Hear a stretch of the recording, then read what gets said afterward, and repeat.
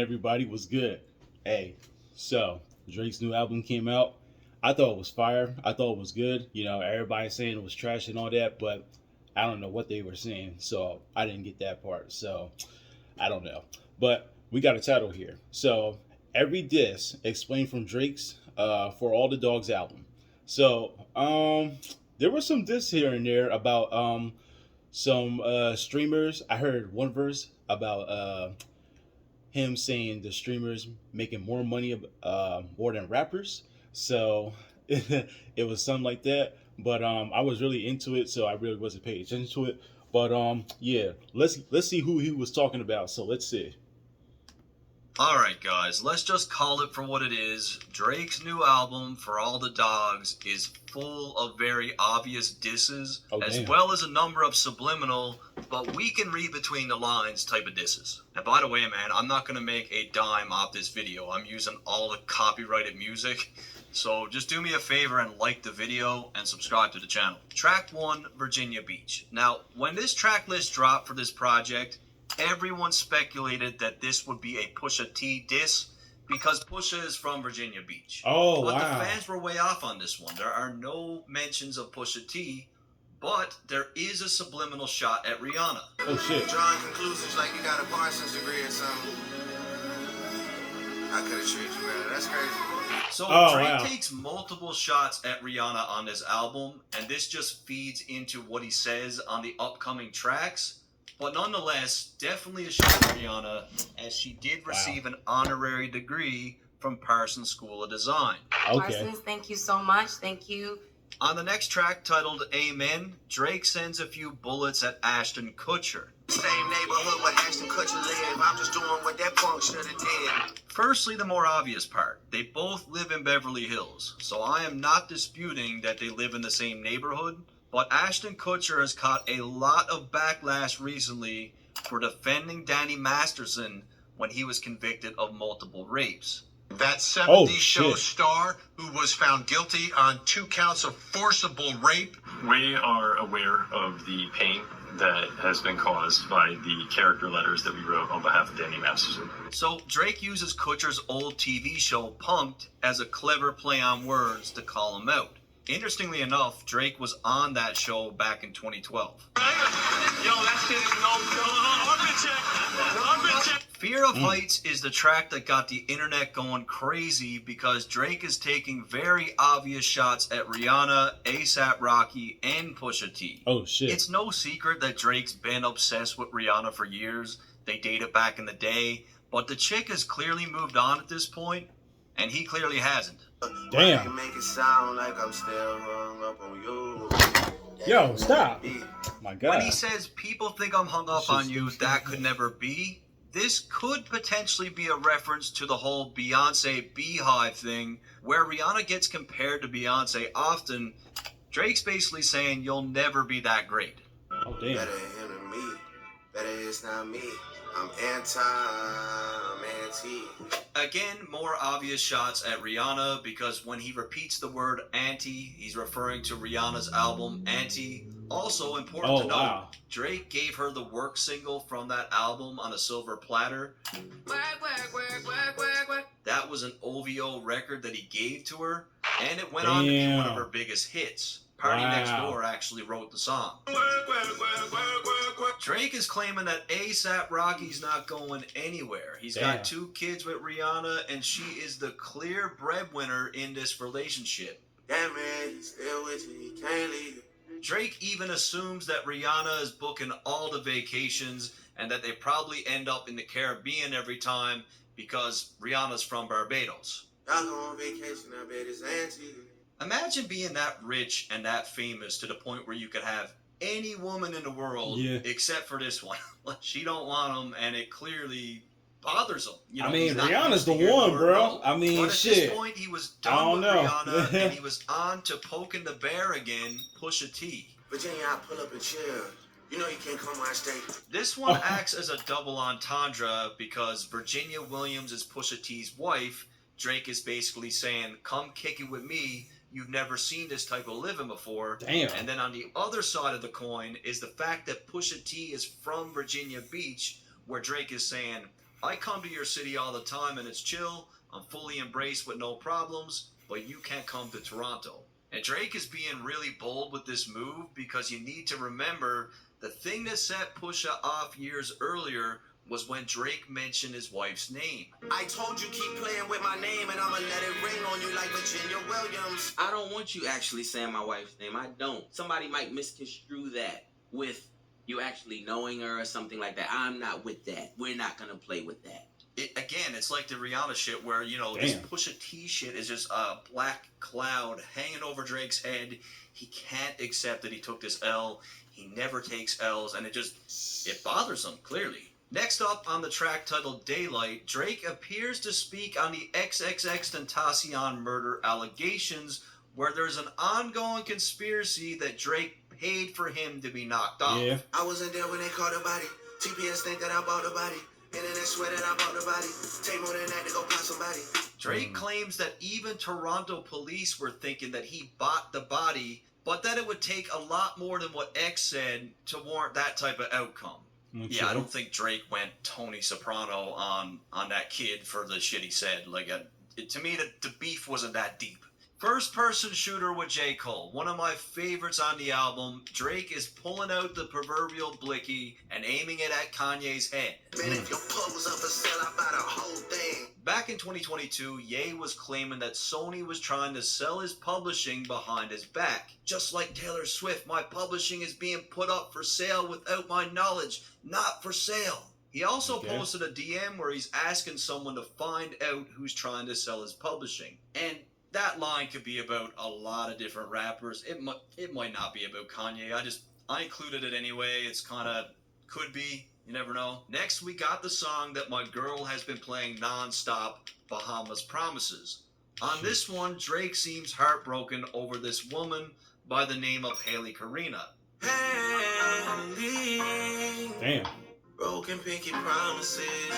The Bahamas trip. He continues to talk about her Damn, this throughout the nigga. record, Wow. but this woman I didn't know in he was. particular was spotted with Drake on multiple occasions. Oh, shit. I even found an image of her in the Bahamas and him in the Bahamas at the exact same time. Wow. In any case, something clearly has gone wrong between the two, as neither one of them are following each other on Instagram anymore. Damn. This dude Drake is really, really living his best life. Next up on the track titled Drew a Picasso, he appears to be making a reference to Kim Kardashian. I'm the one that you was wishing for when you was married. That tale wasn't much of a fairy. This is likely a very subtle shot at Kanye's failed marriage, and of course Drake's been planting the seed that he's piped down Kim for many years now. Damn. Next up on the song I wouldn't titled be All the surprised. Parties, Drake Wouldn't gets be to surprised mention at all. Rihanna again, suggesting that the matching shark tattoo that they have together is something that he needs to remove. Is it time for me to cover the shark? What does he mean, I guess I should get it removed? No, you definitely should get it removed. She's married. She has 2 kids now. And she got her tattoo removed 4 years ago. I'm not an artist, but I'll get rid of that shit for you. Wow. Give me the gun. Now, 8 a.m. in Charlotte is full of subliminal shots from Drake, starting with NBA YoungBoy, who once owed $10 million in taxes to the IRS. Damn. Young boys take some of that money and set it aside. Not having enough to pay your taxes a federal crime. Next, he Damn. seemingly takes He shots is at going Charlamagne in. God. Charlamagne was diagnosed with obsessive Drake disorder over a decade ago, and the symptoms have yet to subside. Oh my god. Obsessed with me and it's not on no hetero vibe. However, Drake still has it out for Kanye. Handle beef so quiet, you think that I'm letting it slide. Next thing you know, we tiptoeing past enemy lines. A lot of people thought that these guys squashed things when they performed at the Larry Hoover concert, but Drake has made it clear time and time again that this is not the case. I'll probably hold a grudge against you guys till I'm 75. Drake's never gonna bury the hatchet, bro. Ever. The Never. next set of lines, in my opinion, God is damn. very clearly a shot at Kanye. You forced a lot of fake love when real ones stood in your face. That's why you got deserted by your like putting in cake. Do you guys remember when Kanye was hanging out with that neo-Nazi Nick Fuentes, and he was pandering to Trump, and he was hanging out with Alex Jones, Oh, and yeah. all these weirdos? He was trying so hard to impress these clowns when his day one friends like Kid Cudi and Big Sean, he lost those friendships with those guys, and with that, his record label, Good Music, also went down the toilet. So that's what Drake is talking about here. Next is the one thing that Drake continues to dangle over Kanye's head, this big secret that he has against him. I got you on camera bowing down, but the footage is safe. I got you on camera bowing down. Damn. I'm not even going to say what I think he's talking about, but if that's what it is, that's fucked. This is something that Drake has been talking about for years now. Even when that Pusha T shit first went down, Drake apparently had this lethal career-ending diss record, and Jay Prince stopped him from releasing it because he said it was just too far. You know, my reasons for pulling the plug and having that conversation with him to pull the plug was simply because it crossed the line of music. Even in 2018, Drake had some bars about this alleged secret.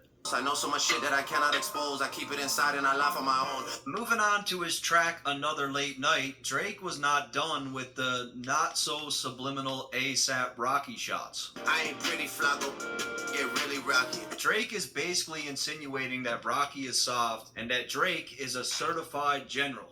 Drake used to be friends with him back in the day, but then the whole Rihanna thing kind of muddied the waters, and I'm pretty sure that kind of ended. That does make sense. Next up, we got Away From Home, which is my favorite song on the album by a landslide. It's really giving some good classic Drake vibes. But Drake chooses to take some shots at designer Michael Raphael. I remember Mike designer out and he suited guys and he dunking into now. I remember. Michael pretty much designed everything for the OVO brand back in the day, like the owl and all that stuff. And he was also Drake's stylist back in 2013, but alleged that Drake stopped making payments and owed him nearly $80,000. Drake then reminds Dr. Dre of the big mistake that he made of not signing him.